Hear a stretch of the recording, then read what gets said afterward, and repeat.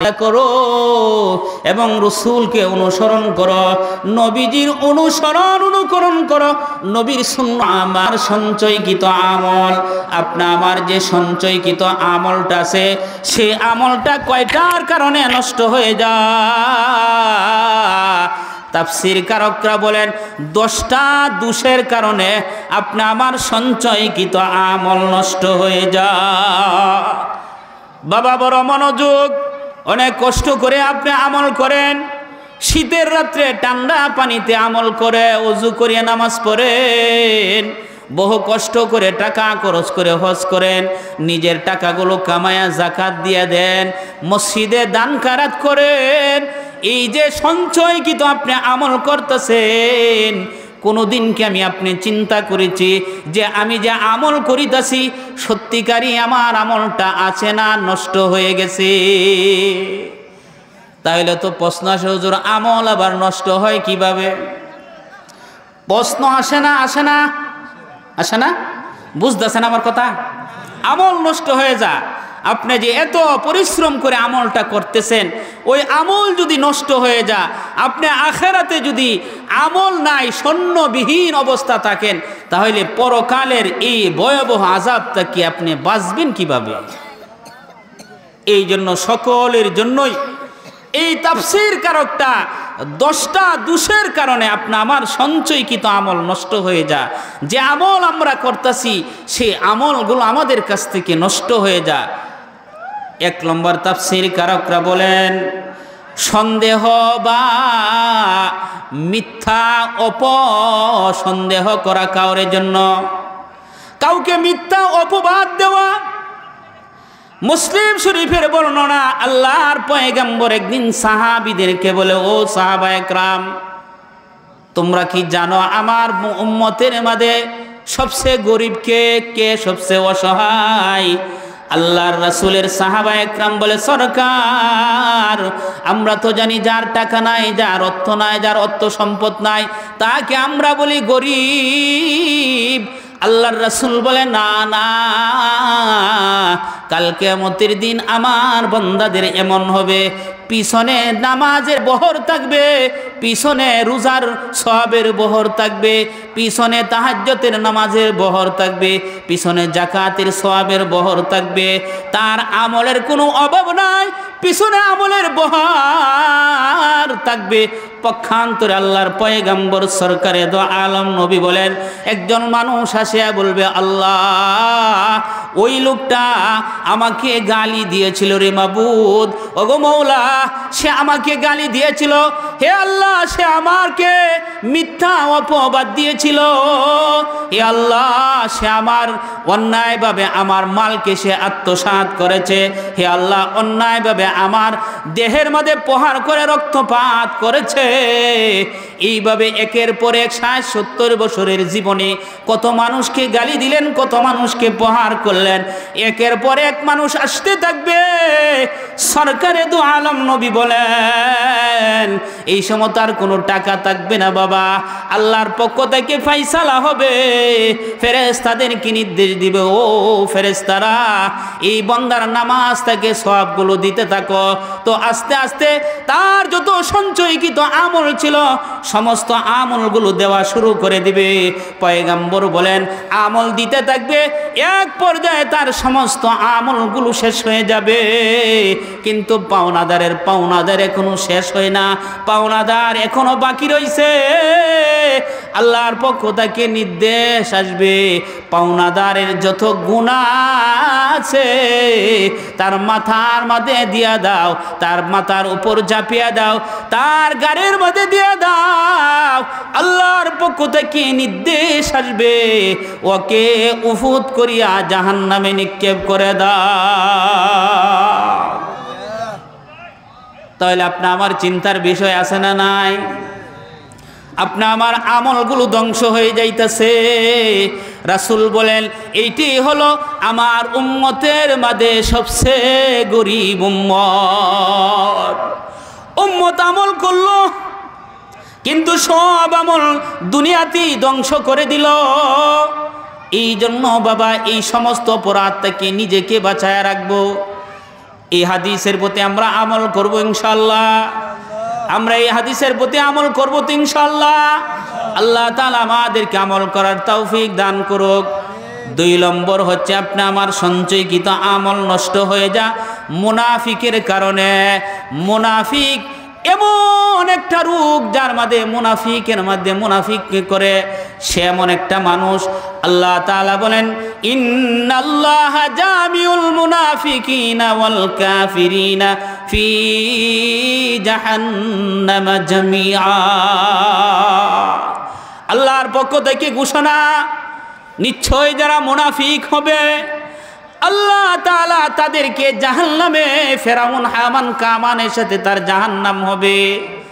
তাইলে মুনাফিক, আল্লাহর পয়গম্বর বুখারীর বর্ণনা বলেন মুনাফিকের 3টে আলামত। এই আলামত যদি আমাদের মধ্যে থাকে তাহলে আমার সঞ্চয়কৃত আমল ধ্বংস হয়ে যাবে বাবা।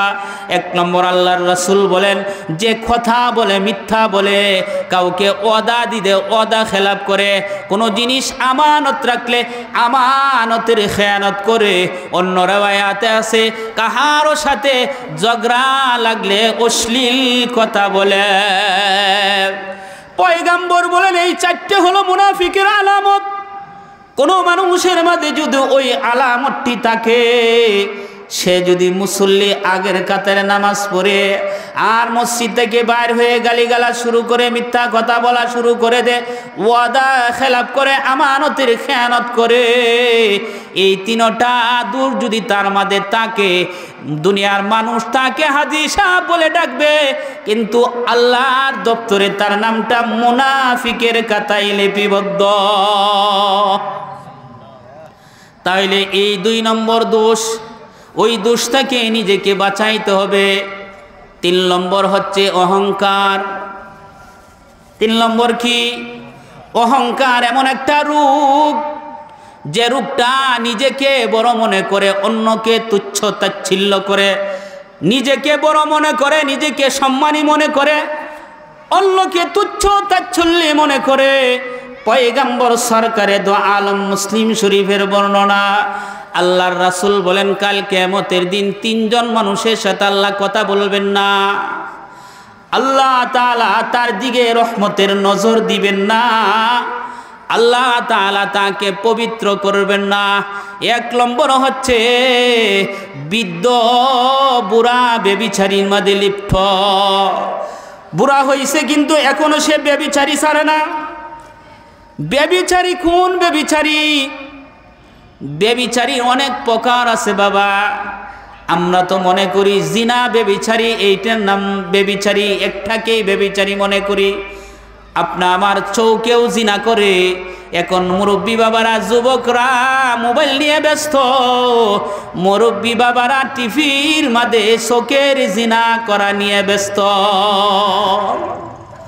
চোখের জিনা, আল্লাহর রাসূল বলেন বুড়া কিন্তু এখনো সে জিনা বেবিচারী চাইতে পারে না। আমল বরবাদ বাবা, আমল বরবাদ। মসজিদ নামাজও পড়ে, দুহানো সারাদিন টিভি দে, আবার এসে আযান পড়লে এই নামাজের দ্বারা কোনো ফায়দা নাই। এটা শুধু অবসরের নামাজ। সন্তানরা চাকরি করে, বাবারে কাজে দেয় না, আরামে খায় আর বয়ে বয়ে টিভি দেখে। এর দ্বারা আপনি কোনো ফায়দা নাই। আখেরাতে সব সঞ্চয়, আমল দুনিয়াতেই সব ধ্বংস। 2 নম্বর নবীজি বলেন মিথ্যাবাদী বাদশাহ। বাদশাহ হওয়ার পরেও, বাদশাহ থাকার সত্ত্বেও সে মিথ্যা বলে। একজন বাদশাহ যদি মিথ্যা কথা বলে তাহলে তার প্রজারা কি হবে? রাসূল বলেন যে বাদশাহ হয়ে মিথ্যা কথা বলে, 3 নম্বর হলো দরিদ্র কিন্তু অহংকার করে। গরিব অসহায় কিন্তু তার অহংকারের ভাব আছে, তার চলাফেরার মধ্যে দাম্ভিকতার ভাব আছে। রাসূল বলেন এই 3 প্রকারের মানুষ আল্লাহ রাব্বুল আলামিন কিয়ামতের দিন আল্লাহ তার দিকে তাকাবেন না, আল্লাহ তাকে পবিত্র করবেন না, আল্লাহ রাব্বুল আলামিন তার দিকে রহমতের নজর দিবেন না। তাহলে আপনি আমি এই অহংকার থেকে, সাহাবারা বললেন ইয়া রাসূলুল্লাহ তাহলে এই রোগ থেকে আমরা কেমনভাবে বাঁচব? আল্লাহর পয়গম্বর বলেন তুমি যদি অহংকার থেকে বাঁচতে চাও তাহলে 1 নম্বর হচ্ছে তুমি নিজের ব্যবহৃত জুতাগুলো নিজের হাতে পরিষ্কার করবা। নিজের ব্যবহৃত জুতা নিজে পরিষ্কার করবা, নিজের জামা নিজে সেলাই করবা, নিজের জামার মধ্যে নিজে তালি লাগাইবা। 3 নম্বর মালিকের কদমে বেশি বেশি সেজদা করবা। আল্লাহর কদমে যত বেশি সেজদা করবা তোমার ভিতর থেকে অহংকার দূর হয়ে যাইবে, গোলামিয়ত অর্জন হবে, কলবের মধ্যে গোলামিয়ত আসবে। এই জন্য আল্লাহর রাসূল 4 নম্বর বলেন তুমি বেশি বেশি করে সালাম বিনিময় করবা। মানুষকে, মুমিন মুসলমানকে দেখার সাথে সাথেই তুমি সালাম দিয়ে দিবা। তুমি যত বেশি আগে আগে সালাম দিয়ে দিবা তুমি নিজেকে অহংকার থেকে মুক্তি পাইবা। এখন তো আমরা বসে থাকি, হাজী সাহেব হজ করে আইছে, এলাকার মক্তবে ছাত্ররা কেন সালাম দেয় না, এই জন্য ইমাম সাহেবের কাছে অভিযোগ দেয়। হুজুর কি পড়ান, আপনার ছেলেরা তো কোনো আদব কায়দা কিচ্ছু নাই, মুরব্বীদেরকে সালাম দেয় না। আর আপনি যদি রাসূল সাল্লাল্লাহু আলাইহি ওয়াসাল্লাম ছোট ছোট শিশু বাচ্চাদেরকে নবী আগে সালাম দিতেন, আপনি যদি 1-2 দিন সালাম দিয়ে দেন ছেলেটি এমন শিক্ষা হবো আপনাকে দেখার আগে মুত লেওয়ানের সালাম দিয়ে দিব। প্রস্রাব করতে বলছেন এখানেও সালাম দিব, দাদা আসসালামু আলাইকুম। কারণ এর আপনি শিখান, আপনি তো আগে ওরে শাসন করা শুরু করে দিলেন, আপনি কেমন সালাম দিতেন। এই জন্য সালাম জামাই তার শ্বশুরকে দিবে, শ্বশুর জামাইকে দিবে, এখানে কোনো তফাৎ নাই যে জামাই কেন শ্বশুরে সালাম দিব, এনে কোনো ভদ্রতা নাই। সেই সালাম যে আগে দিবে রাসূল বলছেন সে অহংকার থেকে মুক্তি পাইবে। তাইলে আমরা এই অহংকারী রোগ যদি নিজের মধ্যে থেকে দূর করতে পারি তাহলে বেশি বেশি করে সালাম দেওয়া, তাহলে আপনা আমার অহংকার দূর হয়ে যাবে। সেই অহংকারের কারণে আপনা আমার সঞ্চয়কৃত আমল বিনষ্ট হয়ে যায়। 4 নম্বর হচ্ছে হিংসা। হিংসা এমন একটা রোগ, অন্যের বালা দেখতে পারে না, অন্য বালা করে চলে, অন্যের সন্তান মানুষ হইছে, অন্যের মেয়েটিকে ভালো জায়গায় বিয়ে দিছে, সার জলাফোড়া, এই জলাফোড়া এমন সে চায় যে সে ধ্বংস হয়ে যাক, সেই কাজটা আমার মাথায় এসে যাক। পয়গাম্বর বলেন হিংসা এমন একটা বিধি যে বিধিতে মানুষের সমস্ত আমলগুলো জ্বালায় দেয়। আল্লাহর রাসূল বলেন কোন মানুষ যদি কষ্ট করিয়া মেহনত করিয়া কোনো মানুষ যদি লাকড়িগুলো জমা করে আর এই লাকড়িগুলোতে পোড়ার জন্য মুহূর্তের মধ্যে আগুন দিয়ে জ্বালায় দেওয়া যায়, আপনি সারা বছর লাকড়িগুলো জড়ো করলেন, জমা করলেন, একত্রিত করলেন, মুহূর্তের মধ্যেই কিন্তু সেই লাকড়িগুলো আগুন দিয়ে জ্বালায় দেওয়া যায়। পয়গম্বর বলেন আমল করলো সে যেন মুহূর্তের মধ্যে হিংসা করিয়া তার আমলগুলো জ্বালাইয়া দিল, তার আমলগুলো নষ্ট হয়ে যায়। সাহাবা একরাম বললেন সরকার গো, তাহলে আমরা এই হিংসা থেকে বেঁচে থাকবো কিভাবে? আল্লাহর রাসূল সাল্লাল্লাহু আলাইহি সাল্লাম বলেন যার ব্যাপারে তোমার হিংসা মনে উদিত হয় তা তুমি প্রকাশ করিও না, তা তুমি বর্ণনা করিও না। আব্দুল্লাহ ইবনে দিনার রাহমাতুল্লাহি আলাইহি বলেন পৃথিবীর মধ্যে যত মানুষ আছে সমস্ত মানুষের মধ্যে কার মধ্যে হিংসা রোগটা বেশি? আব্দুল্লাহ ইবনে দিনার রাহমাতুল্লাহি আলাইহি বলেন ওই হিংসা রোগটা একমাত্র আমাদের মধ্যে সবচেয়ে বেশি। সেটা আমার কথা না, আব্দুল্লাহ ইবনে দিনার বলেন যে হিংসা একটা রোগ আমার জীবনের সব কিছু ধ্বংস করে দেয়, কিন্তু ওই রোগ থেকে আমরা বাঁচতে পারি না। আল্লাহ তাআলার কাছে দোয়া করি, আল্লাহ তুমি আমাদেরকে অহংকার এবং হিংসার এই রোগ থেকে আমাদের সকলকে বাঁচার তৌফিক দান করো। 5 নম্বর হচ্ছে তাফসীর কারকরা বলেন 5 নম্বর যে আপনি আমার সঞ্চয়কৃত আমল নষ্ট হয়ে যা, লোক দেখানোর জন্য তুমি লোক দেখানোর উদ্দেশ্য নেক কাজ করিয়া নিজেকে ধ্বংস করিও না। রিয়া বা লোক দেখানোর জন্য তুমি আমল করিও না। আল্লাহর পয়গম্বর সাহাবীদেরকে বললেন, হাদিস শরীফে এসেছে, মুসলিম শরীফের বর্ণনা, আল্লাহর পয়গম্বর সাহাবীদেরকে বলল, সাহাবা একরাম তোমরা জুব্বুল হুজুন থেকে আল্লাহর কাছে পানা চাও, কারণ জুব্বুল হুজুন এমন একটা আগুন, এমন একটা জাহান্নাম যে অন্য অন্য জাহান্নামরা দৈনন্দিন 100 বার আল্লাহর কাছে পানা চায়। আল্লাহর রাসূল সাহাবারা জিজ্ঞাসা করেন, ওগো সরকার জুব্বুল হুজুনের মাঝে কারা থাকবে? আল্লাহর রাসূল সাল্লাল্লাহু আলাইহি ওয়াসাল্লাম বলেন, এটা এমন একটা জাহান্নাম, অন্য অন্য জাহান্নামরা দৈনন্দিন 100 বার আল্লাহর কাছে পানা চায়। সেটা হলো ওই লোক থাকবে যারা লোক দেখানোর জন্য আমল করে। আল্লাহর রাসূল সাল্লাল্লাহু আলাইহি ওয়াসাল্লাম বলেন, কাল কিয়ামতের দিন আপনি আমাকে জাহান্নামের আগুন আল্লাহ তাআলা ধরাবেন। সর্বপ্রথম যে জাহান্নামের আগুন আল্লাহ তাআলা জ্বালাবেন, 3 শ্রেণীর মানুষ দিয়ে আল্লাহ তাআলা জ্বালাবেন। ওই 3 শ্রেণীর মধ্যে প্রথম শ্রেণীর আল্লাহর রাসূল বলেন, আলেমদেরকে আল্লাহ তাআলা ডেক দিয়ে বলবে, ও আলেম ও হাফেজ, তোমাকে আমি এলেম দান করেছিলাম, এই এলেম দিয়ে তুমি কি করেছো? বলবে, আল্লাহ তোমার এলেম, তুমি যে আমাকে আসমানি এলেম দিয়েছ, ওই এলেম দিয়ে মাদ্রাসায় পড়াইছি, এই আল্লাহ এই এলেম দিয়া মসজিদে ইমামতি করেছি। আল্লাহ বলে, তুই মিথ্যা বলেছস, এই এলেম তুই এই জন্যই অর্জন করেছস যে তোকে সম্মানী বলো, তোকে যদি আলেম সাহেব না বলতো তুই রাগ করে ফেলতে। আল্লাহ রাব্বুল আলামিন বলে, তুই যা অর্জন করেছস, যত সম্মান দুনিয়াতে পাইছস, আমার কাছে এখন তোর সম্মান নাই, আমার কাছে তোর ইজ্জত নাই। যা সম্মান তুই দুনিয়াতে পাইলা, আল্লাহর পক্ষ থেকে ঘোষণা আসবে, ওই আলেমকে উহুদ করিয়া জাহান্নামে নিক্ষেপ করে দাও। শহীদকে বলবে, এ শহীদ, কি জন্য তুমি যুদ্ধ করেছিলা? বলবে, আল্লাহ তোমার দ্বীনের বুলন্দ করার জন্য বাতিলের বিরুদ্ধে যুদ্ধ করে মওলা রক্ত মাখা অবস্থা তোমার দরবারে হাজির হইছি। আল্লাহর পক্ষ থেকে ঘোষণা আসবে, তুমি মিথ্যা বলেছ, তুমি এই জন্য যুদ্ধ করেছ। মানুষ তোমাকে বাহাদুর বলবে, মানুষ তোমাকে বাহবা দিবে, সাহসী বলবে। আমার জন্য যুদ্ধ করো না, আমাকে খুশি করার জন্য করো না, মানুষের জন্য করেছ। যা সম্মান তুমি দুনিয়াতে পাইছ, আমার কাছে কোনো সম্মান নাই। আল্লাহর পক্ষ থেকে ঘোষণা আসবে, তাকে উহুদ করিয়া জাহান্নামে নিক্ষেপ করে দেওয়া হবে। 3 নম্বর, সমাজের ধনীকে ডাক দেওয়া হবে, এ ধনী, আমি না তোরে অনেক সম্পদ দান করেছিলাম, অনেক অর্থ সম্পদ আমি আল্লাহ তাআলা তোকে দান করেছিলাম, ওই সম্পদ দিয়ে তুমি কি করেছো? বলবে, আল্লাহ তুমি যে আমাকে অর্থ দিয়েছ, সেই অর্থগুলো মাদ্রাসায় দান করেছি, মসজিদে দান করেছি।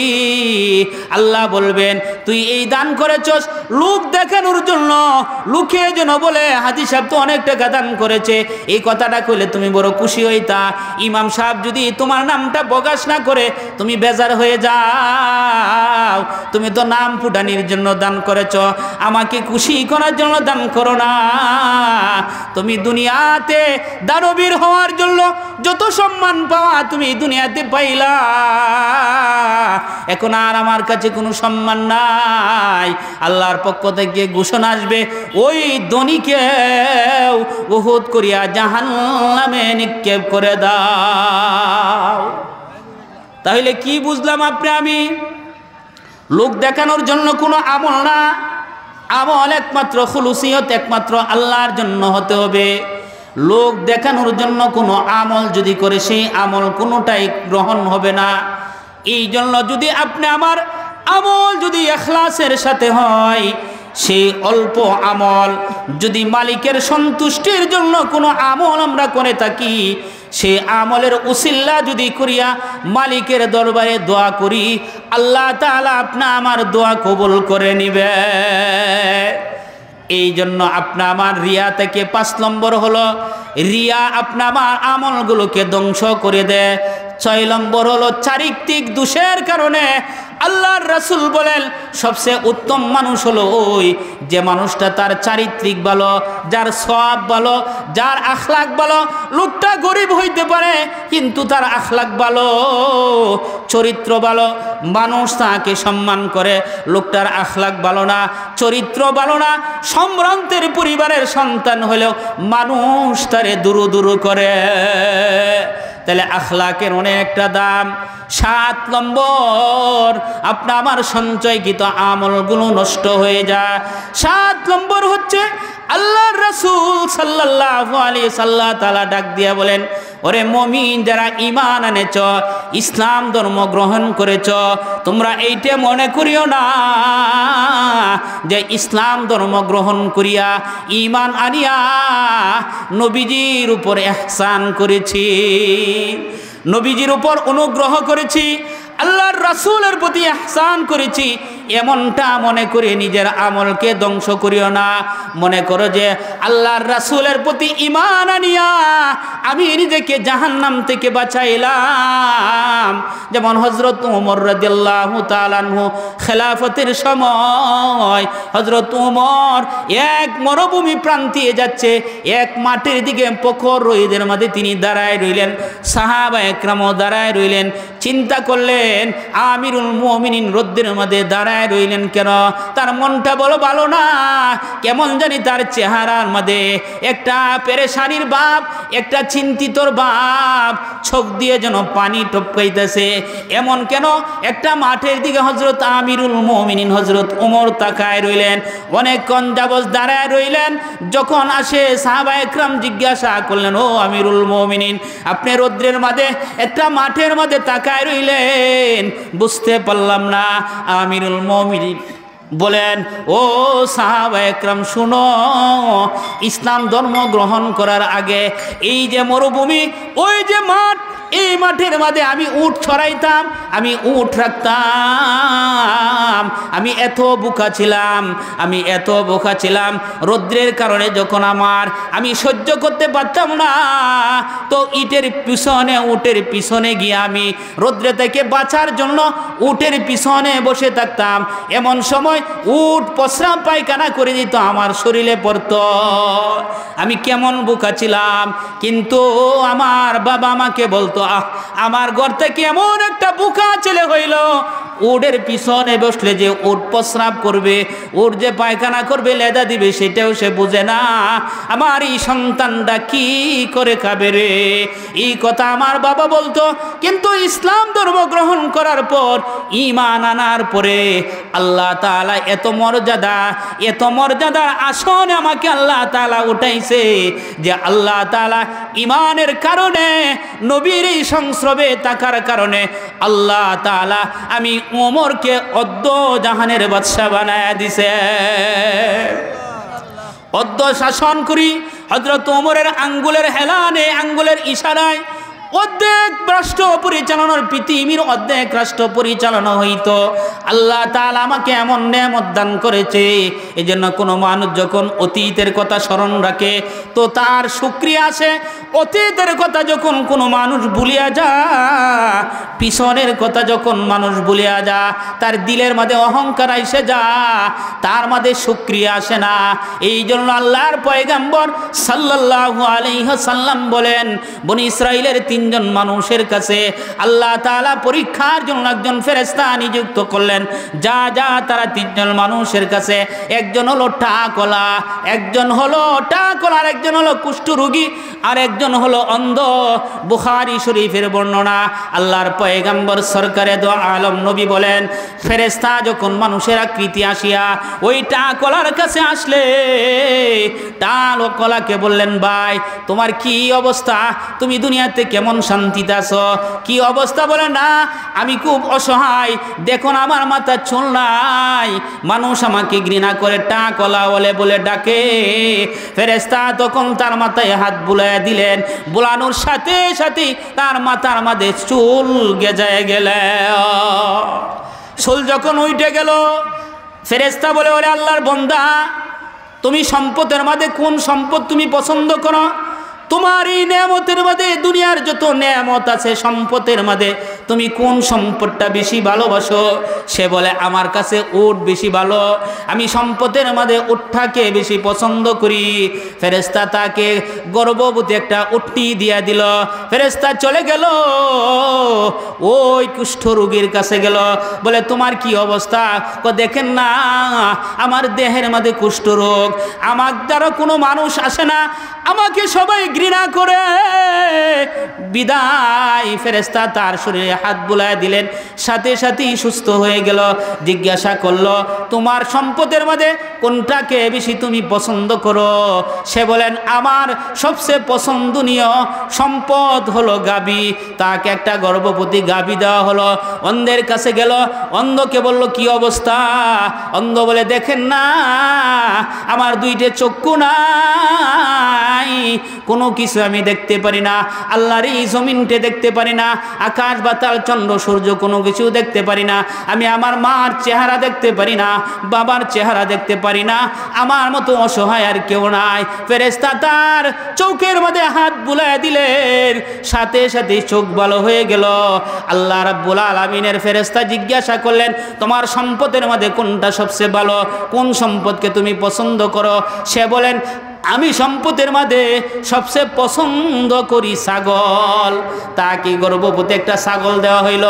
এই ছাগল ফেরেশতা চলে যা, অনেক বছর পরে যখন তারা আসলো, এনে সবাই সচ্ছল হয়ে গেছে, সবাই উটের মালিক, অনেক উটের মালিক হয়ে গেছেন, গরুওয়ালা গরুর অনেক মালিক হয়ে গেছে, ছাগলও না অনেক ছাগলের মালিক হয়ে গেছে। তো ফেরেশতা আবার একদিন আসলেন, ওই উটওয়ালার কাছে আসে বলে বাইরে আমি অনেক দূর থেকে এসেছি, আমি মুসাফির মানুষ, আমার গন্তব্যস্থলে যাওয়ার মতো কোনো টাকা নাই, আমার কোনো পয়সা নাই, তোমাকে তো আল্লাহ তাআলা অনেক নেয়ামত দান করেছে, অনেক সম্পদশালী বানাইছে, অনেক নেয়ামত দিয়েছে, তো তুমি আমাকে কিছু দাও, আমি যেন আমার গন্তব্যস্থলে পৌঁছতে পারি। অতীতের কথা তারে স্মরণ করাইল, তুমি না এক সময় টাকলা ছিলা, তুমি না টাকলা ছিলা, তুমি না অসহায় ছিলা, কোনো কিছুই তোমার ছিল না।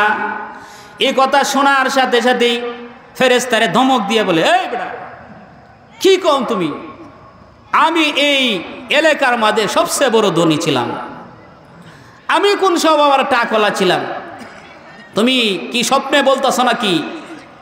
আমি কোনো সময় টাকলা ছিলাম না, আর এই সম্পদের মালিক তো এটা আমার বাপ দাদা থেকে, আমরা কোন সময় গরিব আসলাম? ফেরেশতাকে এই ধমকি দিতেছে। আল্লাহর রাসূল সাল্লাল্লাহু আলাইহি ওয়াসাল্লাম বলেন, ফেরেশতা বলে ও আল্লাহর বান্দা, আল্লাহর নেয়ামতের না শুকরিয়া করিতেছ, বিদায় তুমি যে অবস্থা ছিলা, আল্লাহ সে যেমন আগে অবস্থা ছিল এই অবস্থায় তুমি তারে ফিরে দাও। ফেরেশতা বলতে দেরি হইছে, টাকলা হইতে দেরি হইছে না, সম্পদ আল্লাহ সব ধ্বংস করে দিছে। গরুওয়ালার কাছে গেছে, একে কথা গরুওয়ালাকে বলতেছে ও ভাই আমি মুসাফির, অনেক দূরে আমার যাতায়াত, কিন্তু আমার কাছে কোনো টাকা নাই, আমি কেমন করে আমার গন্তব্যস্থলে পৌঁছব? তুমি যদি আমাকে কিছু দিতা তাহলে আমি আমার গন্তব্যস্থলে পৌঁছতাম। ফেরেশতা তারে স্মরণ করায় দেয়, তুমি না কুষ্ঠ রোগী ছিলা, তুমি না অসহায় ছিলা। এও দমকি মাইরে বলে কোন সময় আমি কুষ্ঠ রোগী ছিলাম? আমি তো সুস্থ মানুষ সারা জীবন বড়াই, তুই আবার কেন আমারে কুষ্ঠ রোগী বল? না না, কোনো সময় আমি কুষ্ঠ রোগী ছিলাম না, কোনো সময় আমি ধনী গরিব ছিলাম না। এই ছাগল গরু তো আমার বাপ দাদা কি ফালে, আমি এটা নতুন ফালতাছি, এটা আমার দাদা ফালতো, ভাইবে ফালতো, সবাই ফালতো, এটা আমার আগে থেকে আমরা সচ্ছল অবস্থা। ফেরেশতা বলেন ঠিক আছে, তুমি যে আল্লাহর নেয়ামতের না শুকরিয়া করলা, অতীতের কথা ভুলিয়া গেলা, আল্লাহর পক্ষ থেকে ঘোষণা। ফেরেশতা বলে দিলেন আগে যা ছিল তেমনই হয়ে গেছে। অন্ধর কাছে আসলেন, ছাগলওয়ালার কাছে আসলেন। হাদিস শরীফের কথা বাবা, এটা তো বানানো গল্প কাহিনী না, গল্প করার জন্য না, মজা দেওয়ার জন্য না, শিক্ষা গ্রহণ করার জন্য বাবা। এই অন্ধওয়ালার কাছে যখন আসলেন, অন্ধওয়ালাকে বললেন, ফেরেশতা বাইরে, আমি বহু দূর রাস্তা, আমি মুসাফির, আমার কাছে অর্থ নাই, টাকা পয়সা কোনো কিছুই নাই, তুমি আমাকে যদি দাও তাহলে আমি আমার গন্তব্যস্থলে পৌঁছতে পারি। কারণ তুমি না এক সময় অন্ধ ছিলা, তুমি না এক সময় অসহায় ছিলা, আল্লাহ তাআলা তোমাকে চক্ষু দান করেছে, আল্লাহ তাআলা তোমাকে সম্পদশালী বানাইছে। এই কথা বলার সাথে সাথেই অন্ধ বললেন, আলহামদুলিল্লাহ, তুমি যা বলছো সব বলছো, ঠিকই বলছো, তুমি আমার অতীতের ইতিহাস সম্পর্কে তোমার জানা। হ্যাঁ আল্লাহর বান্দা, আমি এক সময় অন্ধ ছিলাম, পৃথিবীর এই কোনো কিছু আমি দেখতে পারতাম না, আমি বড় অসহায় ছিলাম, আল্লাহ তাআলা আমাকে সচ্ছলতা দান করেছে। বাইরে ওই যে ছাগল দেখো, ওই ছাগলের মাঝে একটা উৎকৃষ্ট ছাগল, ভালো তরুতাজা মোটা সোটা একটা ছাগল এনে ফেরেশতার হাতে তুলে ধরলেন, বলেন, নে ভাই মুসাফির, আল্লাহ আমারে অনেক দিয়েছেন, বিদায় তুমি একটা ওই ছাগলটা নিয়ে নাও। ফেরেশতা বলেন, দুর্বল ছাগল দিলেই তো চলতো, তুমি এত মোটা তাজা ছাগল কেন দিলা? ও আলহামদুলিল্লাহ, আল্লাহ আমার অনেক দিছে, অনেক দিছে। ফেরেশতা বলে, ওরে আল্লাহর বান্দা, তোমার ছাগল নেওয়ার জন্য আসি না, আমি আল্লাহর পক্ষ থেকে ফেরেশতা, তোমার এই মাল সম্পদগুলো, তিনজনকে আল্লাহ মাল দিয়েছিল, সম্পদ দিয়েছিল, আল্লাহ তাআলা পরীক্ষা করার জন্য আমাকে পাঠাইছিল। তোমার ওই তিন সাথী, তোমার ওই দুই সাথী, আগে টাকলা যে ছিল টাকলা হয়ে গেছে, কুষ্ঠরোগী হলা হয়ে গেছে। তুমি যে আল্লাহর নেয়ামতের অতীতের কথা স্মরণ রাখিয়ে মালিকের কৃতজ্ঞতা আদায় করলা, তোমার নেয়ামত আমি নিব না, তোমার নেয়ামত আরো বেড়ে যাইবে। লা ইন শাকারতুম লা আযীদান্নাকুম ওয়া লা ইন কাফারতুম ইন্না আযাবি লাশাদীদ। আল্লাহ বলেন যে আমার নেয়ামত পাইয়া যে কৃতজ্ঞতা আদায় করবে, আমি আল্লাহ তার নেয়ামত ছিনে নিব না, আমি আল্লাহ তার নেয়ামতগুলো আরো বাড়ায় দিব। আর যে আমার নেয়ামত পাইয়া না শুকরিয়া করে, আমি আল্লাহ তার কাছ থেকে নেয়ামত ছিনিয়ে নিব এবং কঠিন শাস্তি দিব। এই জন্য বোঝা গেল বাবা, আল্লাহ তাআলা যে নেয়ামত দিয়েছে, এই নেয়ামতের শুকরিয়া আদায় করা। বলতেছিলাম, আল্লাহর রাসূল সাহাবীদেরকে আল্লাহ ডাক দিয়া বলেন, ওয়ালা তুবতিলু আমালাকুম, তোমাদের নিজেদের আমলকে বিনষ্ট করিও না। সাহাবীদেরকে আল্লাহ তাআলা লক্ষ্য করে বলে, ও সাহাবায়ে একরাম, এমনটা মনে করিও না, ঈমান আনার পর, ইসলাম ধর্ম গ্রহণ করার পর আল্লাহ রাসূলের প্রতি ইহসান করেছ, নবীর প্রতি অনুগ্রহ করেছ, এমনটা মনে করিও না। এমনটা যদি মনে করো তো তোমাদের সঞ্চয়কৃত আমল বিনষ্ট হয়ে যাবে। 8 নম্বর হচ্ছে কবিরা গুনার দ্বারা। কি গুনার দ্বারা? কবিরা গুনার দ্বারা আপনার সঞ্চয়কৃত আমলগুলো নষ্ট হয়ে যায়। বুখারী শরীফের বর্ণনা, আল্লাহর রাসূল হযরতে আবু হুরায়রাকে বলতেছেন, হে আবু হুরায়রা থেকে বর্ণিত, নবীজি বলেন, তোমরা 7টি ধ্বংসশীল গুনাহ হইতে নিজেকে বাঁচায় রাখো। যে গুনাহ তোমাদের আমলকে ধ্বংস করিয়া দে, যে গুনাহ তোমাদের আমলকে ফুরিয়া ছাই করিয়া দে, এই 7টি ধ্বংসশীল গুনাহ হইতে নিজেকে সতর্ক থাকো। সাহাবা একরাম জিজ্ঞাসা করে, ইয়া রাসূলুল্লাহ, কি 7টি গুনাহ যেটি আমলকে ধ্বংস করিয়া দেয়? আল্লাহ রাসূল সাল্লাল্লাহু আলাইহি ওয়াসাল্লাম বলেন, 1 নম্বর হচ্ছে আল্লাহর সাথে কাউকে শরীক করিও না। আল্লাহর সাথে শরীক করার দ্বারা তোমাদের সঞ্চয়কৃত আমলগুলো ধ্বংস হয়ে যাবে। 2 নম্বর জাদু করার দ্বারা। 3 নম্বর অন্যায়ভাবে কাউকে হত্যা করার দ্বারা। 4 নম্বর সুদ খাওয়ার দ্বারা। কি খাওয়ার দ্বারা? সমাজে তো কোনো সুদ এখন নাই। কি কোন সুদ আছে?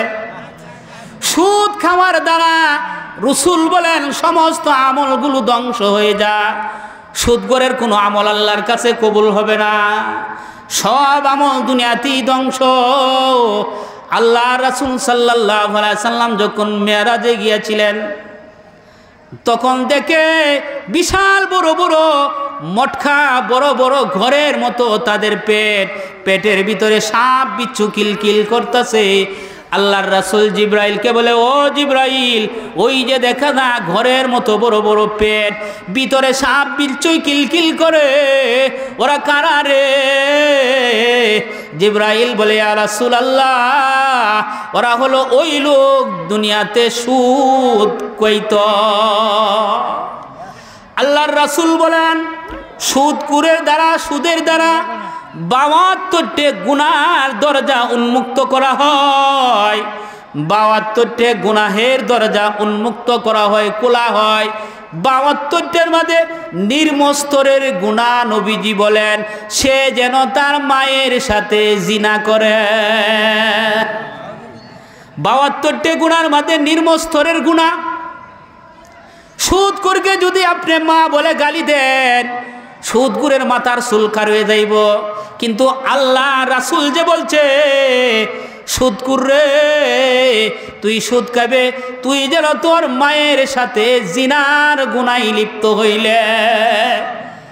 এই জন্য আল্লাহর পয়গাম্বর বলেন ৪ নম্বর, তুমি তোমার নিজের আমলকে ধ্বংস করিও না, সুদ খায়া নিজের আমল ধ্বংস করিও না। ৫ নম্বর নবীজি বলেন ধ্বংসকারী আমলের মধ্যে ৫ নম্বর নবীজি বলেন অন্যায়ভাবে এতিমের মাল ভক্ষণ করিও না। এতিমের মাল ভক্ষণ করা মানে তোমার পেটের মধ্যে আগুন ভক্ষণ করলা। রাসূল বলেন অন্যায়ভাবে এতিমের মাল ভক্ষণ করিও না। ৬ নম্বর নবীজি বলেন যুদ্ধের ময়দান থেকে পলায়ন করিও না। ৭ নম্বর সরকারে দু আলম নবী বলেন পবিত্র নারীকে জিনার তহম্মত দিও না। কয়টা গেল? ৭ প্রকারের গুনাহ আপনা আমার গুনাহকে কি করে দেয়? নেককে ধ্বংস করিয়া দেয়। ৯ নম্বর হচ্ছে এমন ৯ নম্বর অপরাধের দ্বারা আল্লাহর রাসূল সাল্লাল্লাহু আলাইহি সাল্লাম বলেন স্ত্রীদেরকে স্বামীর অবাধ্য স্ত্রী সেজন্য তার সঞ্চয়কৃত আমল নষ্ট হয়ে যায়। কোনো স্ত্রী যদি স্বামীর অবাধ্য হয়ে যায়, সে নামাজও পড়ে, রোজাও রাখে, তাহাজ্জুদও পড়ে, কিন্তু স্বামীর কথা মানে না, স্বামীর কথা সে শুনে না, ওই স্ত্রী যত আমল করবে সমস্ত আমলগুলো ধ্বংস হয়ে যাবে। তাহলে মা বোনদের আমলগুলো ধইরা রাখার জন্য শর্ত হলো কি? স্বামীর ইতাআত করা, স্বামীর অনুগত করা। রাসূল বলেন ও বিবিরা, তোমরা যদি চুলার মধ্যে রুটি পাকাইতে থাকো আর এমন সময় যদি তোমার স্বামী ডাক দে, রুটি পাকানি বাদ দিয়া স্বামীর ডাকে তুমি সাড়া দিয়া দাও। কারণ স্বামীর ডাকটা যদি তুমি স্বামী বাড়িতে থাকে তোমার জন্য নফল রোজা রাখাও জায়েজ নাই। এই জন্য আল্লাহর পয়গাম্বর বলেন তোমাকে ডাক দেওয়ার সাথে সাথেই উপস্থিত হয়ে যাইবা। তাহলে ৯ নম্বর হচ্ছে স্বামীর অবাধ্য স্ত্রী, তার আমল ধ্বংস হয়ে যা। ১০ নম্বর হচ্ছে মাতা পিতার অবাধ্য সন্তান। মাতা পিতার অবাধ্য সন্তান যতই ইবাদত করুক, যতই হজ করুক না কেন, মাতা পিতা যদি তার প্রতি অবাধ্য হয়ে যায়, মাতা পিতা যদি তার প্রতি অসন্তুষ্ট হয়ে যায়, যত ইবাদত করুক আল্লাহ তাআলা তার ইবাদত গ্রহণ করবে না, সমস্ত ইবাদত বরবাদ হয়ে যাইবে। তাহলে আজকে আমরা এই নসিহতটা যে শুনলাম, এই 10টা দোষের কারণে আপনি আমার সঞ্চয়কৃত আমলগুলো নষ্ট হয়ে যায়। তাহলে আপনি আমি সজাগ দৃষ্টি রাখবো। যেমনভাবে টাকার প্রতি আমরা সজাগ দৃষ্টি রাখি, টাকা চুরি যেন না হয়, এই জন্য আমরা যেমন সজাগ দৃষ্টি রাখি, আপনি আমার আমল যেন চুরি না হয়, আপনি আমার আমল যেন ধ্বংস না হয়। এই ধ্বংসশীল আমল থেকে নিজেকে হেফাজত করব। আল্লাহ তাআলা আমাদেরকে যে ঘোষণা দিয়েছেন, ইয়া আইয়ুহাল্লাযীনা আমানু আতিউল্লাহ ওয়া আতিউর রাসূল ওয়া লা তুবতিলু আমালাকুম, নিজেদের আমলকে বিনষ্ট করিও না। এই যে ধারাবাহিক 10 10টা কথা বললাম, আমরা যেন আমাদের নিজেকে সঞ্চয়কৃত আমলগুলো নিয়ে যেন কবরে যাইতে পারি, আমলগুলো যেন অন্যকে বিতাড়ান করে না দিতে হয়। আমরা আমলকে করব এবং ওই আমলগুলোকে সজাগ রাখবো যেন আমল নষ্ট না হয়ে যায়। আল্লাহ তাআলা আমাকে এবং আপনাদেরকে এই কথাগুলো বোঝা এবং আমল করার তৌফিক দান করুক। আসসালামু আলাইকুম ওয়া রাহমাতুল্লাহি ওয়া বারাকাতুহু। আলহামদুলিল্লাহ।